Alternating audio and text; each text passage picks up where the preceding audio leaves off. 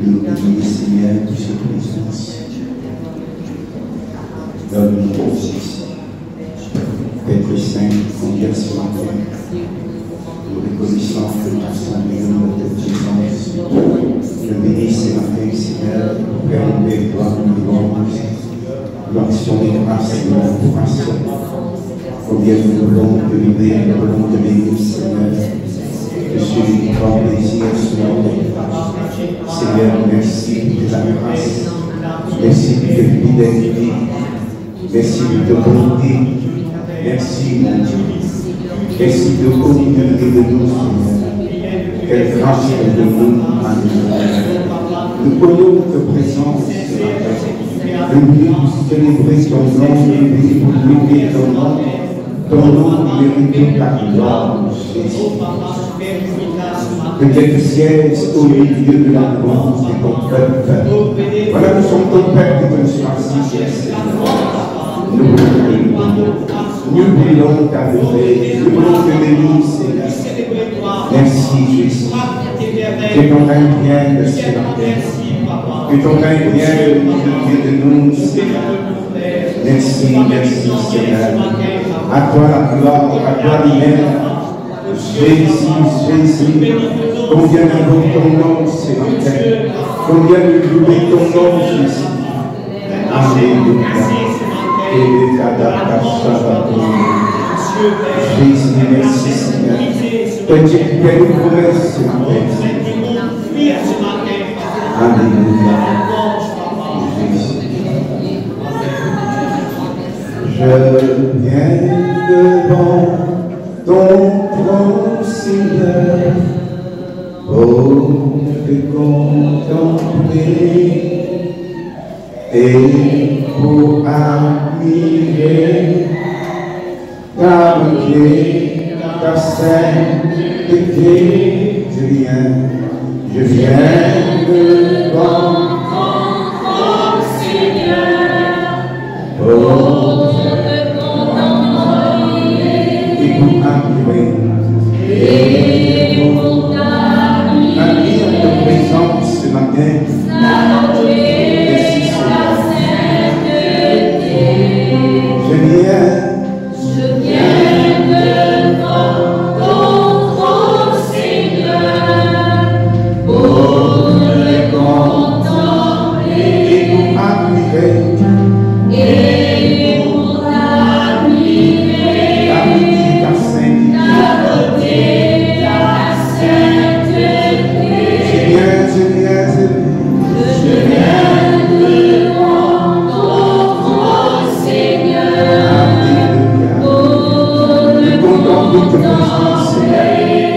Merci Jésus.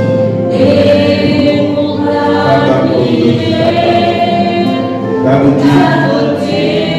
ta sainteté. Oh, je viens devant ton trône, Seigneur, pour te contempler. Merci Seigneur de contempler, Seigneur. Et pour t'admirer. Ta beauté, ta sainteté.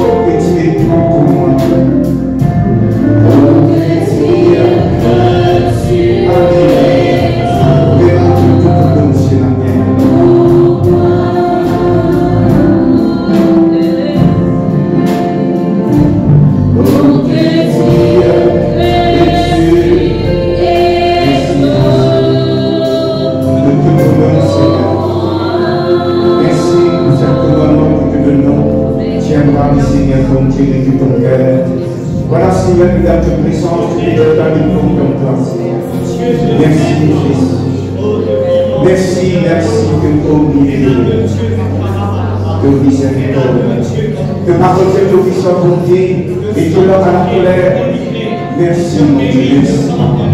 Quelle dignité que compte en nous, Seigneur. Merci de pardonner. Merci de libérer. Merci de guérir. Nous voulons te donner, Seigneur. Rends grâce et que le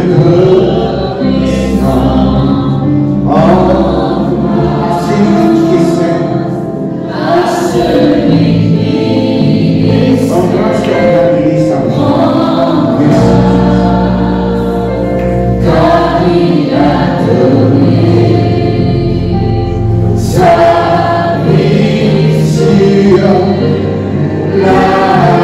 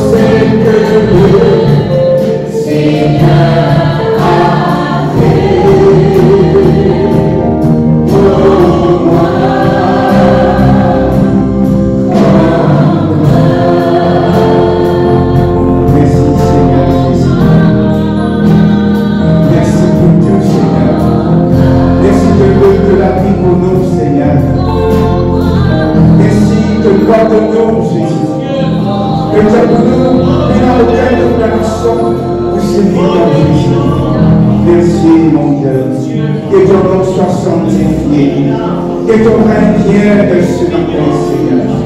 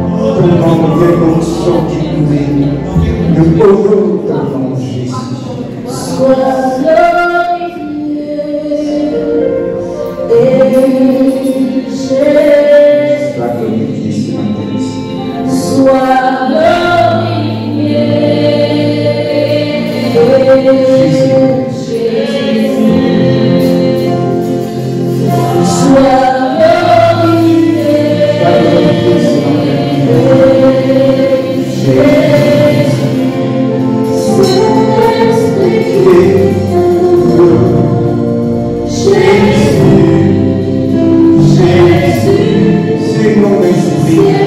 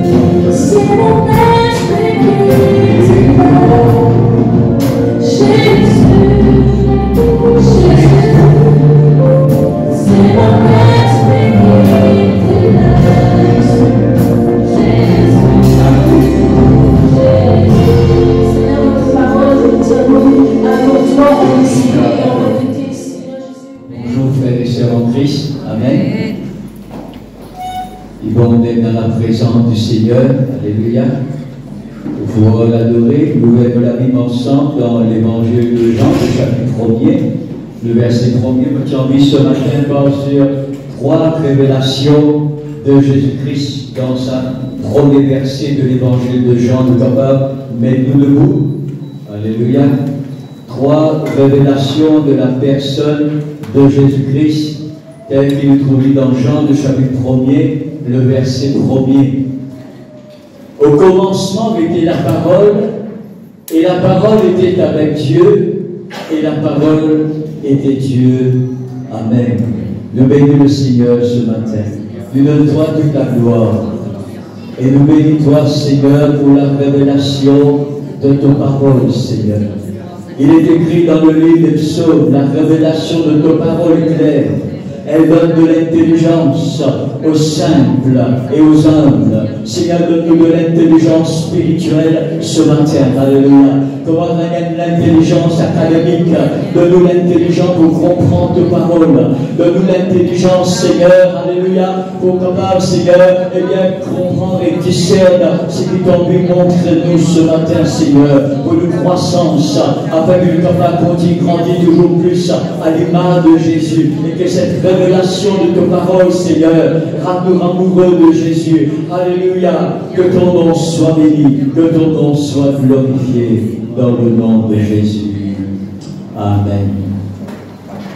Contrairement à l'évangile de Matthieu et l'évangile de Luc, Jean lui pas commence sur l'évangile par la généalogie de Jésus. Jean lui pas commence sur l'évangile par la naissance de Jésus et les événements qui entourent sa naissance.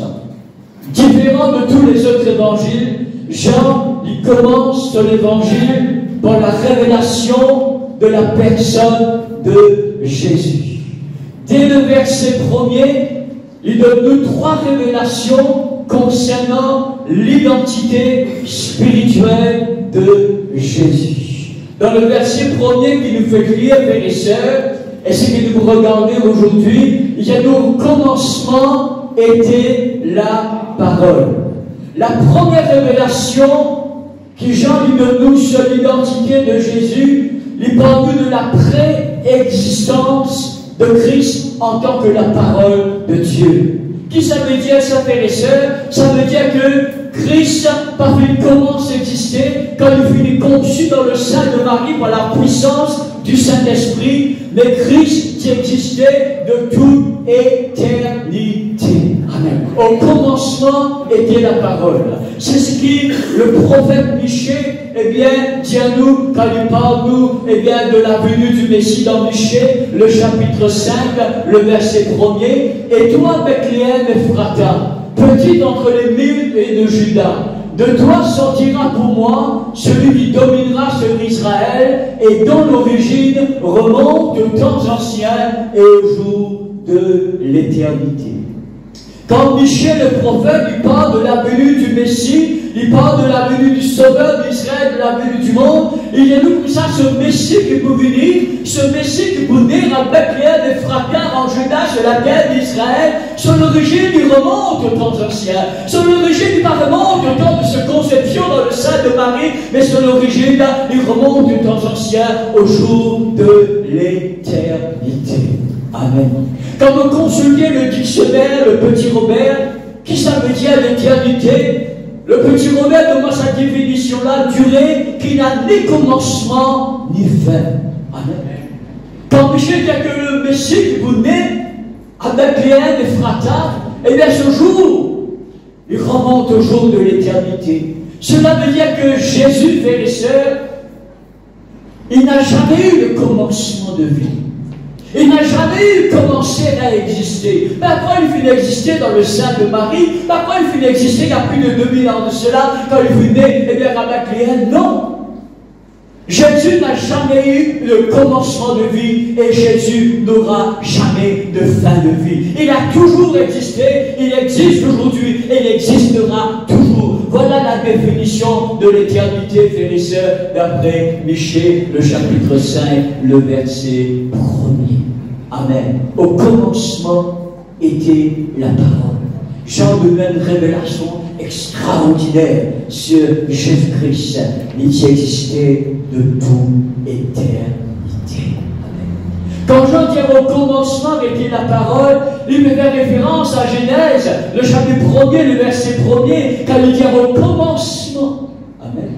L'évangile de Jean et la Genèse débutent pareil. Au commencement, Dieu créa les cieux et la terre. Quand Jean dit au commencement était la parole, veut dire, frères et sœurs, au commencement de la création des cieux et de la terre, Jésus existait déjà. Amen. Avant même que la création fût exister, avant même que les cieux et la terre existaient, avant même la création du monde physique et spirituel, du monde matériel et physique, frères et sœurs, alléluia, Jésus existait déjà. C'est lui qui est à l'origine de tout un commencement. Au commencement était la parole. C'est lui qui est à l'origine de tout un commencement. Sans lui, il n'y a aucun commencement. Amen. Sans lui, il n'y a rien qui existait. Sans lui, il y a le commencement des cieux et de la terre. Sans lui, il y a le commencement d'aucune création. Il est à l'origine de tous les commencements. C'est en lui et c'est par lui qu'il finit un commencement. Il est avant le temps. Le temps qui commence en lui. Il est avant le temps. Il a créé le temps parce qu'il est éternel. Quelle révélation! Eh bien, Jean donne-nous de ce Sauveur qui nous fait sa vie. Jean, le chapitre 1er, le verset 3, confirme cela. Toute chose, tout veut dire tout. Pénalement rien en dehors de tout. Toutes choses ont été faites par la parole de Dieu qui est Christ. Christ est la parole de Dieu incarnée. Christ est la parole de Dieu faite chair.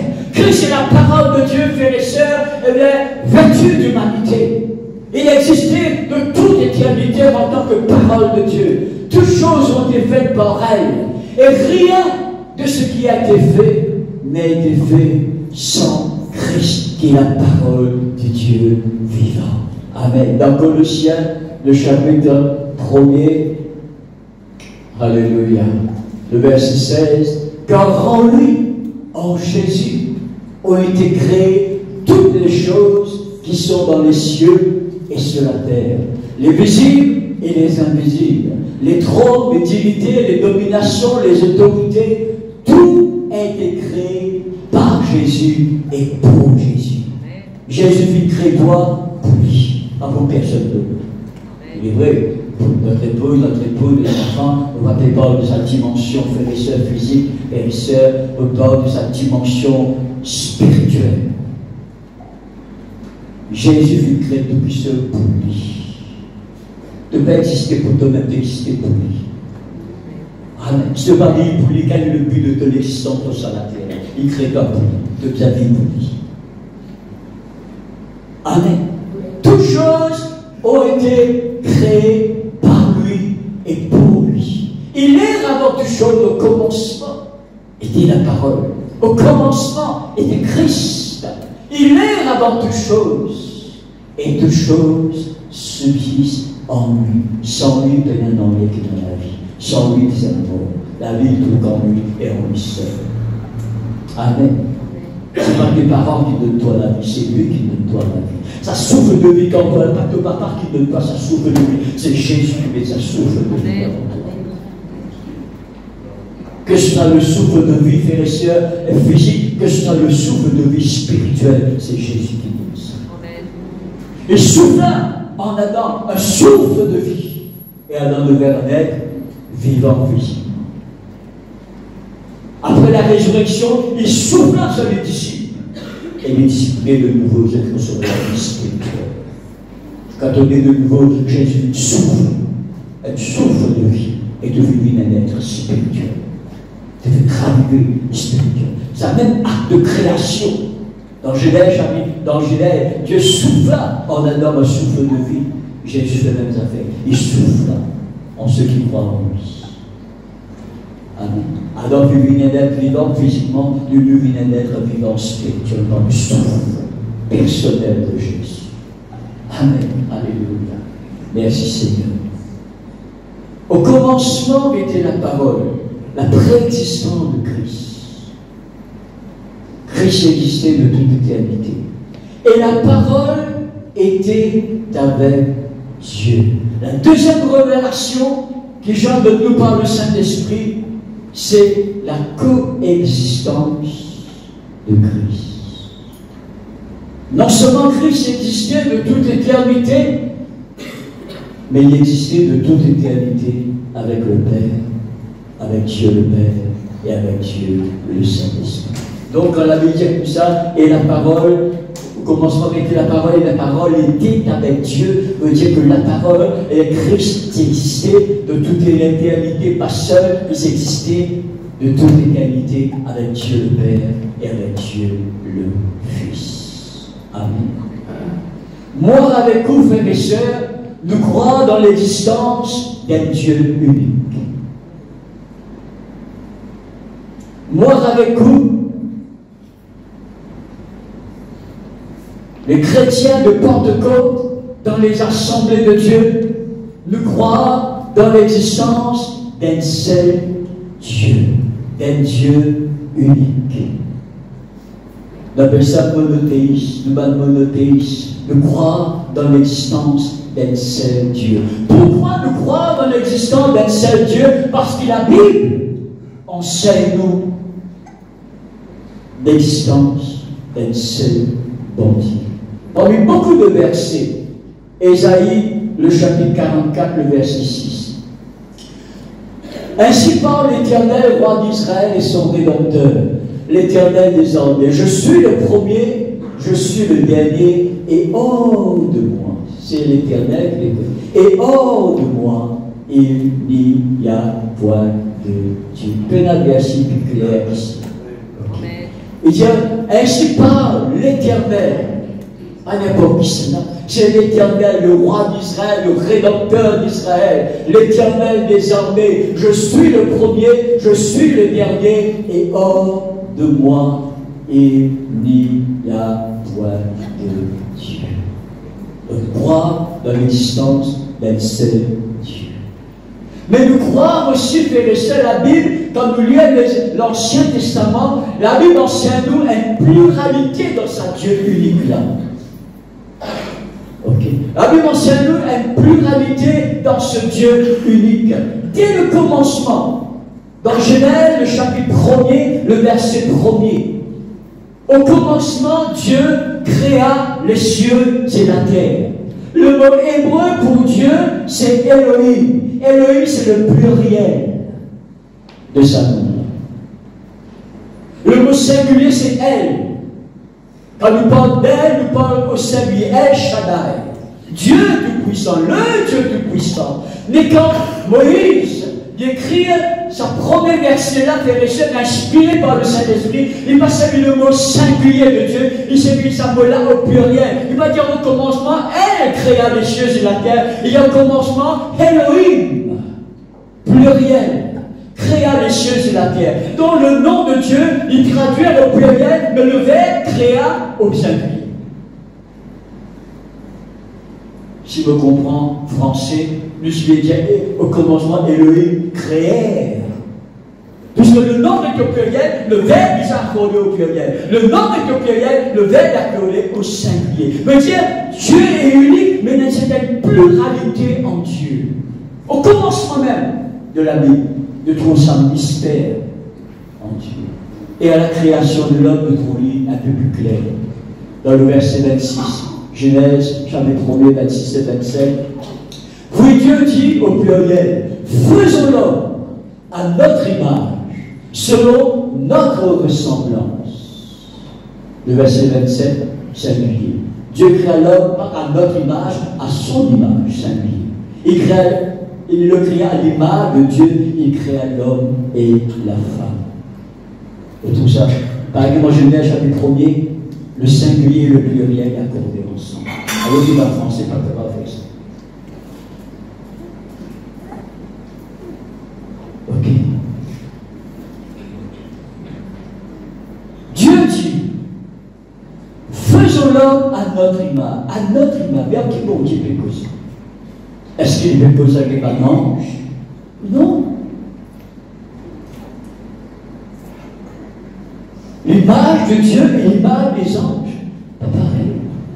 Ben non, c'est pas une créature. Dieu est le créateur. Ben non, puis il y a un moment dans l'éternité que je vais être existé, que je vais créer, tandis que Dieu, il est éternel. Il n'a jamais eu de commencement de vie. Ben non, puis il y a la vie avec Dieu. Dieu, il existait en lui-même, il est lui-même la vie, il va recevoir la vie de personne. Toutes les créatures viennent recevoir la vie de quelqu'un, de Dieu. Maintenant, il va recevoir la vie de Dieu. Dieu va venir recevoir la vie de personne parce qu'il est lui-même la vie. Il subsiste par lui-même. Personne ne va subsister par lui-même. Si Dieu veut se souffle de vivre en mode sec. Personne ne va subsister par lui-même. Elle est seule qui subsiste par lui-même. Une seule personne. C'est la personne de Dieu. Il ne parle pas de personne pour vivre. Donc, en qui Dieu peut causer? Il va pas cause avec les anges. Parce que moi, que lui m'a fait créer l'image des anges, depuis devant nous la nature des anges. La nature des anges est différente que la nature de l'homme. Amen.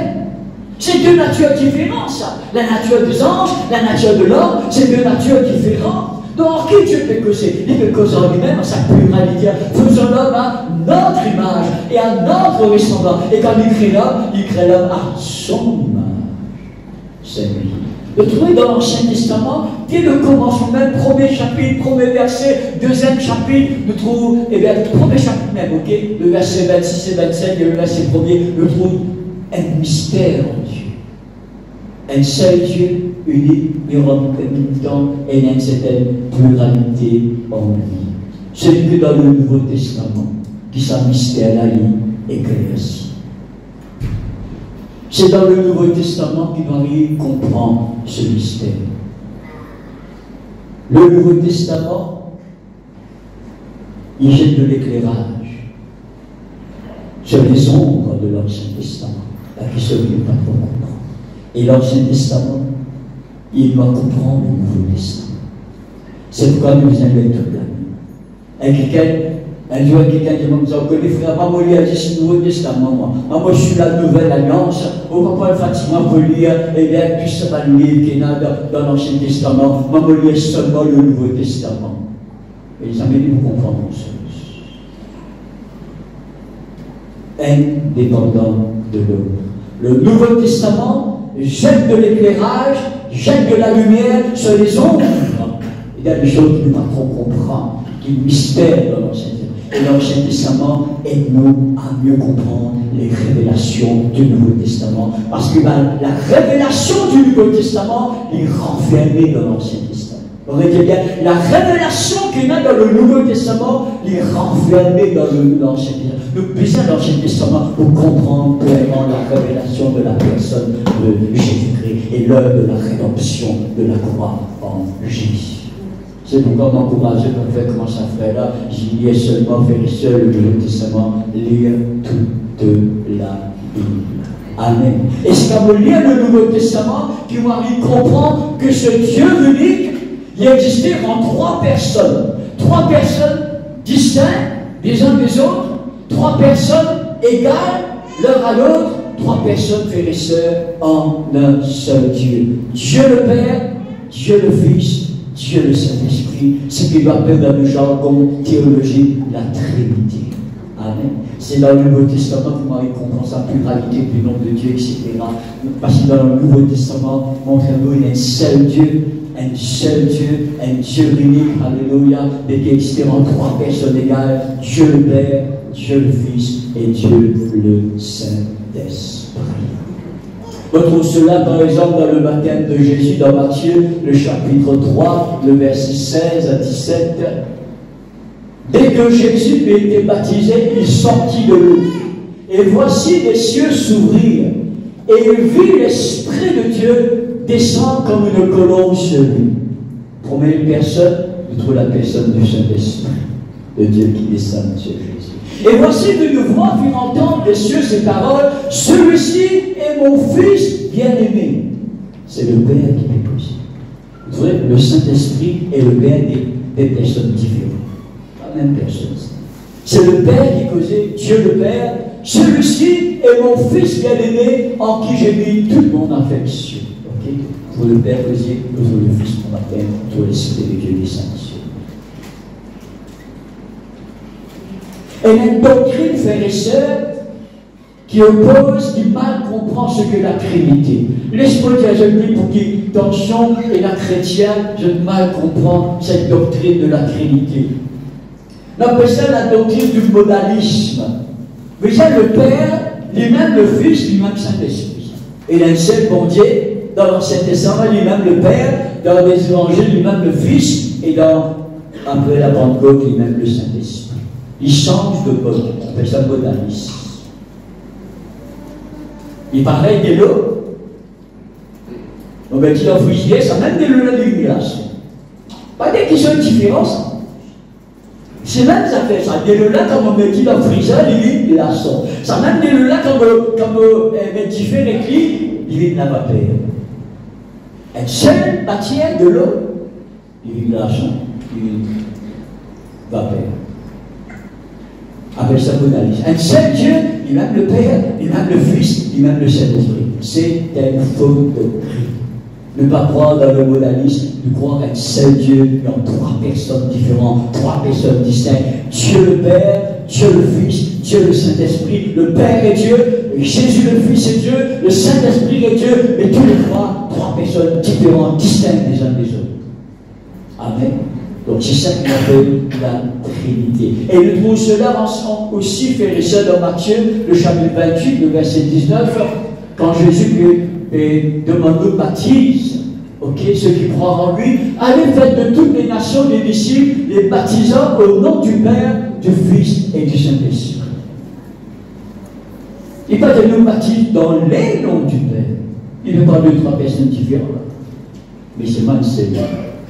Il va dire de baptise dans les noms du Père, du Fils et du Saint-Esprit. Baptise est seul. Le nom du Père, du Fils et du Saint-Esprit. Ceux qui croient dans la Trinité se baptisent dans le nom de Jésus. Ne pas croire que c'est une bonne pratique. Nous, dans les assemblées de Dieu, ne pas croire et ne pas pratiquer. Ceux qui croient dans la Trinité se baptisent dans le nom de Jésus. Parce que Pierre, dans le jour de la Pentecôte, le chapitre 2, la Bible de Saint Pierre, il prêchait le jour de la Pentecôte, c'est comme un check-list, quand je lis la Bible, frères et sœurs, il dit repentez-vous et que chacun de vous soit baptisé dans le nom du Seigneur Jésus pour le pardon de vos péchés. Pierre va être baptisé dans le nom du Père, du Fils et du Saint-Esprit. Pierre dit repentez-vous et que chacun de vous soit baptisé dans le nom du Seigneur Jésus.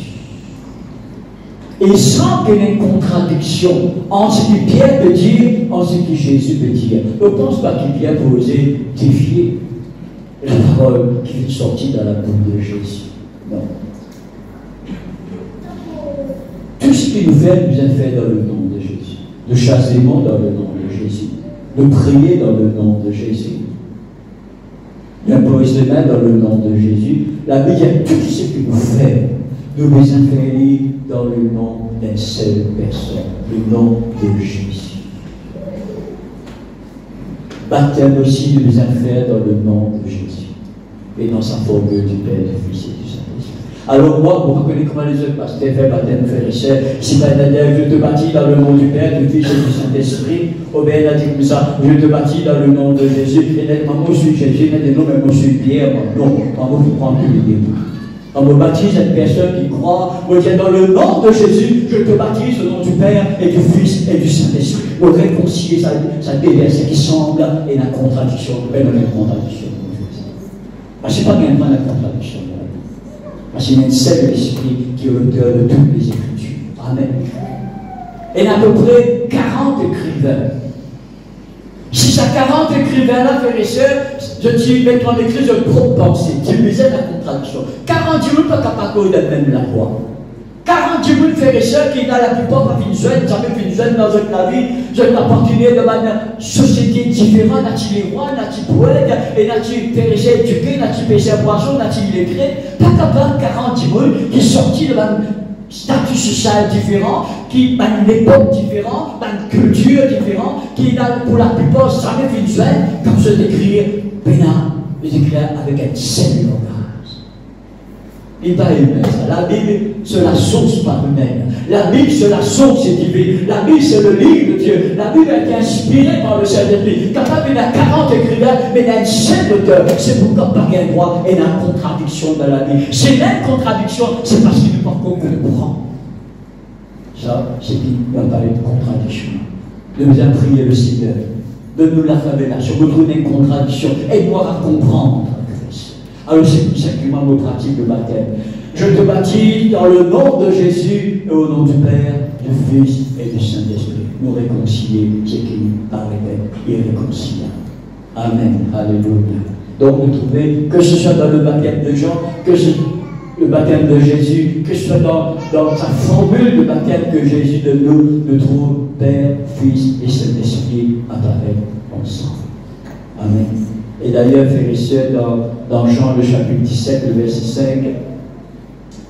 dans la prière qu'il appelle la prière sacerdotale, où Jésus rentre, et dans sa fonction de souverain sacrificateur, ça appelle ça la prière sacerdotale, parce que c'est une prière qui n'a pas rapport, et d'après les paroles qu'il dit, qui n'a pas rapport au ministère de souverain sacrificateur, que le Père intercède pour son Église, qui présente ce que vous venez, frères et sœurs, alléluia. Et voilà qu'il dit dans Jean le chapitre 17, le verset 5, et maintenant toi, Père, glorifie-moi auprès de toi-même de la gloire que j'avais auprès de toi, avant que le monde ait.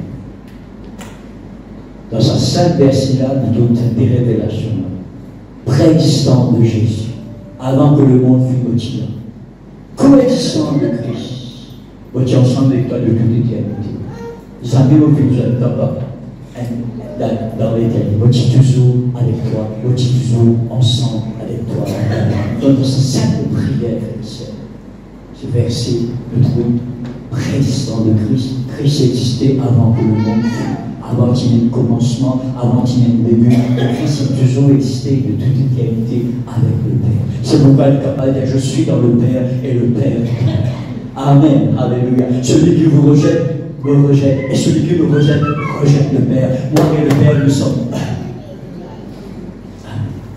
Parce qu'il est Dieu, égal au Père, égal au Saint-Esprit. La parole est avec Dieu.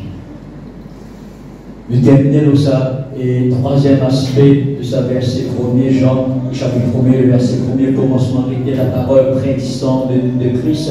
La parole était avec Dieu, coexistante de Christ, la parole était Dieu. La divine existence de Christ. Christ est Dieu. Par un petit bon Dieu, Dieu égale au Père, Dieu égale au Saint-Esprit. La parole était Dieu. Il partit juste avec Dieu au commencement, et la parole était Dieu de toute éternité. Et il y a beaucoup de ceux qui enseignent, qui pas frères et sœurs, qui peuvent enseigner dans les églises. Que Jésus est un homme envoyé par Dieu. Après sa résurrection, le Père fut défini Dieu. Non! Il a toujours été Dieu. C'est pas après sa résurrection qu'il fut Dieu. Il a toujours été Dieu. C'est pourquoi nous examinons toutes choses à la lumière de la parole de Dieu. Quand seule la parole de Dieu n'a contenu aucun mérite. Mais tout nous peut faire. Nous sommes des humains. Malheureusement, nous faisons rien. Nous pas là pour juger, mais nous examinons les choses à la lumière de la parole de Dieu. Nous prenons ce qui est bon, nous rejetons ce qui n'est pas bon. Ce qui a été Saint-Lucien enseigne-nous, fait dans le chapitre 5. Poisson bon, de pas manger piquant, deuxième piquant là, de manger poisson là. Je dis qu'il n'est pas bon, moi c'est bon, comment c'est tout, comme les effets là. Chose là. Pardon ma maman, pardon ma sœur. J'ai dit le sac, mon petit papa là. J'ai dit le sac, tu vas là, deux en même temps. Amen. J'ai dit le sac, là, mon petit papa. J'ai dit qu'il va bon, moi c'est bon. À moi c'est tout.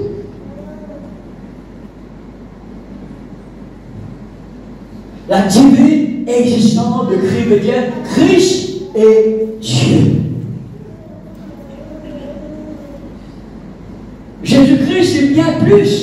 qu'un saint homme de Dieu.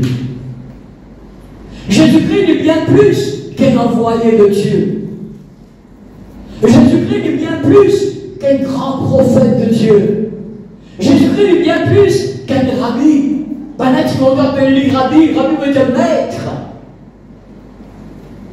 Jésus-Christ est bien plus qu'un faiseur de miracles. Jésus-Christ, en tout cas, n'est pas fait vivre la terre pour fondre une religion de christianisme. Non, Jésus est Dieu. Amen. Moi, écoute, frères et sœurs, ne pas faire donner la vie à un homme pour l'appartenir à un homme. Ne pas être disciple d'un homme. Ne pas appartenir à aucun homme. Parce qu'il ne va pas donner la vie à un homme à la conversion, nous lui donne la vie à Dieu. Et n'appartenir à Dieu et à Dieu seul. Nous ne sommes pas les disciples d'un pasteur. Nous ne sommes pas les disciples d'un prédicateur. Nous ne sommes pas les disciples d'un président d'un mouvement spirituel. Nous sommes les disciples de Jésus et Jésus tout seul. Lui tout seul nous poursuit.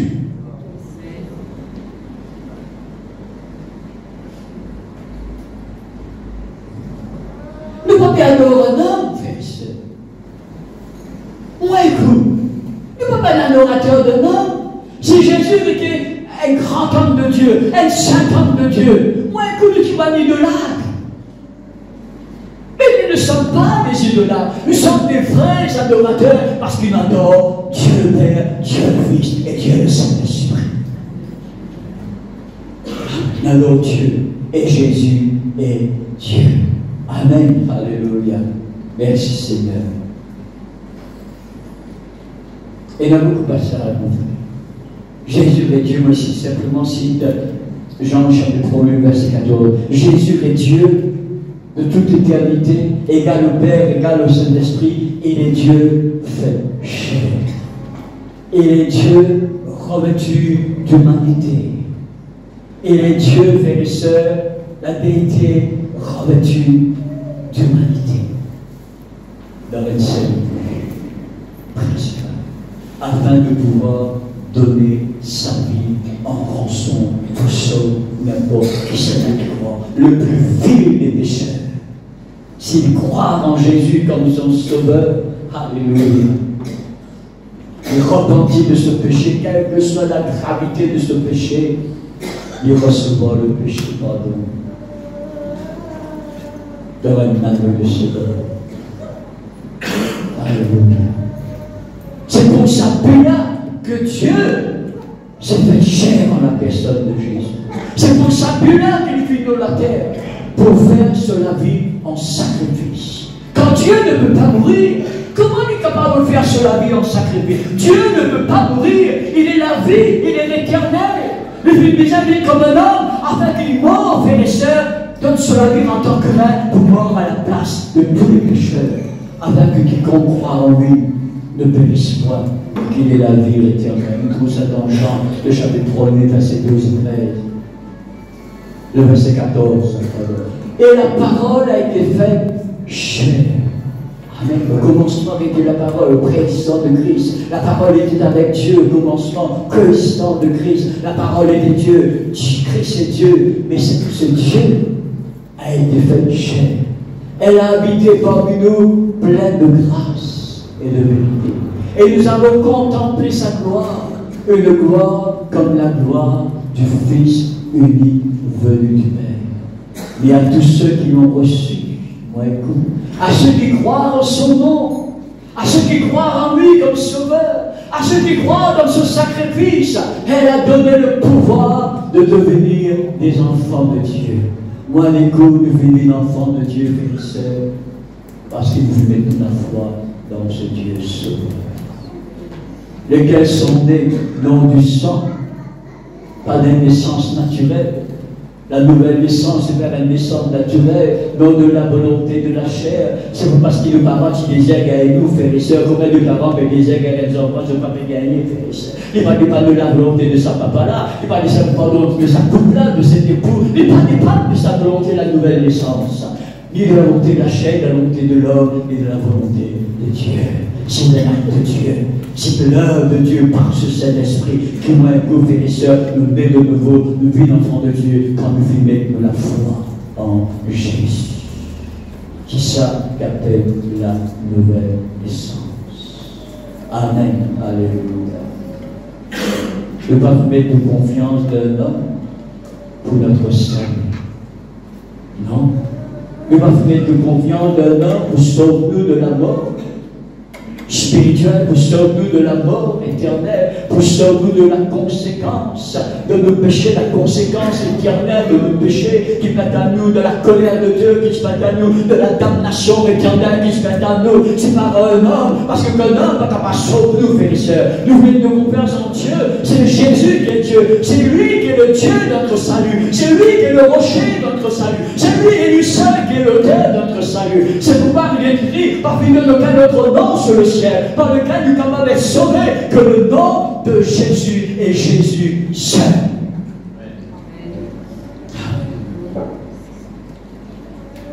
Je ne vais pas être sauvé par une religion chrétienne, par une dénomination chrétienne. Je vais être sauvé par de la foi en Dieu le Fils. Amen. Et il y a beaucoup de versets, vous terminez là-dessus, beaucoup plus par le 5 versets très rapidement, qui parlent de Jésus. Il est Dieu. Premièrement, il est Dieu parce qu'il possède tous les attributs de Dieu. Vous connaissez l'attribut, omniprésence. Le rappel d'Emmanuel qui parle aux deux dimensions de la présence de Dieu. La première dimension de la présence de Dieu, c'est cette omniprésence. Il est partout à la fois. Mais il a une place dans l'univers que bon Dieu paraît-il. Il a haut dans les cieux et en bas sur la terre. La vie dit, où irais-je de ta face? Comme ça, pour pas être caché. Moi, dans les ténèbres, moi, dans les ténèbres, la lumière va se briller dans sa ténèbre. Prenez l'endroit, Dieu est omniprésent. Aucun de ces créatures n'est omniprésent. Ni Satan, ni ma démon, ni les anges, ni nous les hommes. Personne n'est omniprésent. Parce qu'il est omniprésent, seul Dieu possède sa qualité, sa tribune. Jésus possède. Voilà pourquoi Jésus est dit. Amen. Dans Matthieu, le chapitre 18, le verset 20. Quand là où 2 ou 3 sont assemblés en mon nom, je suis au milieu d'eux. Il y a des centaines de cultes célébrés ce matin. Vous voyez bien, des centaines de cultes célébrés ce matin à l'île Maurice. À Salem, comme cause, et il y a centaines de cultes dans plus de 100 églises différentes. Jésus était prêt de rassembler pour pas Maurice. Il y avait nous dans nos bassins, il y avait nous dans tous ces centaines de cultes. Si Jésus n'était pas Dieu, il y a plus grand menteur qui existe. Mais Jésus n'est pas un menteur, il est le chemin, et il est la vérité, et il est la vie. S'il est partout à la fois, s'il est partout à la fois. Amen. S'il limité la paix quand il prend le corps d'un homme, t'es seul, limité, tu connais l'imitation que tous les hommes connaissent. Amen. Il connaît qu'à peine avoir faim, il connaît qu'à peine avoir soif, il connaît qu'à peine dormir alors que Dieu ne donne ni de sommeil, il connaît qu'à peine fatigué. Alléluia. Il connaît qu'à peine pleurer. Toutes les limitations d'un homme. Jésus, quand il en va partout à la fois, quand il est dans la terre, et quand il veut ressusciter. Alléluia. Il regagne tout ce quand 2 ou 3 sont assemblés en mon nom, je suis au milieu d'eux. Jésus est Dieu parce qu'il est le créateur. Aucun homme n'est créateur. Aucune créature n'est pas capable de créer dans nous. Nous, les hommes, on invente quelque chose. On invente machine à laver, on invente télévision, on invente satellite. Oui. Parmi les hommes, il y a un grand inventeur et puis un créateur. Parce que créateur veut dire au fait quelque chose apparaît sans demander. Celui qui crée machine à laver, c'est pas une ressource qui n'en pas la terre, pas une ressource qui déjà existait, qui bon Dieu, il met pas ce type. Mais là, il crée quelque chose avec sa ressource. Tandis que créateur, il fait quelque chose apparaît sans servir de nom. Seul Dieu est créateur. Amen. Et avec lui, Jésus créateur. Genèse chapitre 1er, verset 1er. Au commencement, Dieu créa les cieux et la terre. Qui savait créer le ciel et la terre? Dieu. Okay. Hébreux, le chapitre 1er, le verset 10. Et encore, toi, Seigneur, il me parle de Jésus. Dieu lui parle de Jésus. Dieu appelle Jésus Seigneur. Vous pouvez dire ça. Dieu appelle, il y a que le chapitre 1er, je dis dans ce contexte. Dieu dit, et toi, Seigneur, tu as au commencement fondé la terre. Les cieux sont l'ouvrage de tes mains. Il disait, c'est Jésus qui nous en lui on décrète des choses ici. Donc Jésus est Dieu, parce que c'est lui qui crée toutes choses. Jésus est Dieu parce que le Père appelle Dieu. Hébreux 1:8. Mais le dit au Fils, Dieu dit au Fils, ton trône, ô Dieu, est éternel. Comment le Père appelle le Fils? Appelle le Fils Dieu. Il dit au Fils, ton trône, ô Dieu, est éternel. Jésus possède un trône éternel, comme le Père possède un trône éternel. Mais bien son règne n'aura point de fin. Le règne de Jésus n'aura point de fin. Jésus n'a pas de successeur sur son trône, comme tous les rois, tous les monarques, et il n'a pas de successeur dans ce trône parce qu'il est mort. Oui, parce que Jésus ne meurt jamais, il n'aura jamais de successeur. Et son royaume ne passera jamais à dos. Il possède un royaume éternel, un trône éternel, frères et sœurs, et il possède la vie éternelle. Amen. Ton trône de Dieu est éternel, le sceptre de ton règne est un sceptre d'équité. Troisièmement, quatrièmement, Jésus est Dieu, parce que Jésus, frères et sœurs, est dans les noms de Dieu qui lui sont attribués. Hébreux, toujours, chapitre 1er, le verset Ésaïe 44:6. Les noms de Dieu étaient attribués à Jésus. Ainsi parle l'Éternel, le roi d'Israël et son Rédempteur, l'Éternel des armées. Dieu, il est moi-même le premier, au même lieu. Jésus dit, je suis l'alpha et l'oméga. L'alpha et l'oméga, c'est le mot grec pour le premier. Il prend son nom du Dieu d'Israël. Il y a moi-même ça. Le premier et le dernier. Moi-même ça, le commencement de la fin. C'est le plus grand mal en un cœur qui existait Jésus, ou bien tout ce qu'il disait est vrai. Maman pouvait choisir que tout ce que Jésus dit est vrai, à 100%. Jésus est l'alpha et l'oméga. Il est le premier et le dernier. Il attribue le nom du Dieu d'Israël. Amen. Et finalement, cinquièmement, Jésus est Dieu parce qu'il recevra de la part de toute la création les mêmes adorations que Dieu le Père. Dans Apocalypse chapitre 5, nous terminons là-dessus, le verset 13 et 14. Et toutes les créatures qui sont dans le ciel et sur la terre, sous la terre, sur la mer, et tout ce qui s'y trouve, je les ai entendus qui disaient à celui qui est assis sur le trône, veut dire au Père et à l'agneau, soit la louange, l'honneur, la gloire, la force au siècle du ciel. Et les quatre êtres vivants disaient Amen. Je suis d'accord avec cette adoration-là. Ils adorent le Fils, pareil, pas adorent le Père. Pas de Père, ceux qui prennent l'adoration, c'est l'égal de Dieu. Amen. Amen. Et les veilleurs se prosternèrent et adorèrent. Toute la création, ceux qui sont dans les cieux, ceux qui sont sur la terre, ceux qui sont sur la terre, et même ce monde, vous connaissez ça, et même ce monde. Amen. Il y a beaucoup de choses qui passent. Il y a par exemple, frères et sœurs, et le séjour des morts, qui est ce monde. Il y a ce qu'on appelle l'AGN, qui est ce monde. Il y a la Bible, ce monde. Il y a beaucoup de choses qui passent dans ça. Dans la Bible, que les anges, et bien qui viennent connaître pour Dieu, qui l'ont enchaîné dans la Bible, dans le ténèbres du haut, en attendant le jugement des anges. Et il y a ce monde. C'est pas une corruption. Tu peux aller là. Qui ça croit Dieu? Ça, c'est un sujet très important de la vie. Je les entendis qui disaient à celui qui est assis sur le trône et à l'agneau, soit la louange, l'honneur, la gloire et la force au ciel. Les 4 êtres vivants, celui qui n'a 4 faces, disait Amen.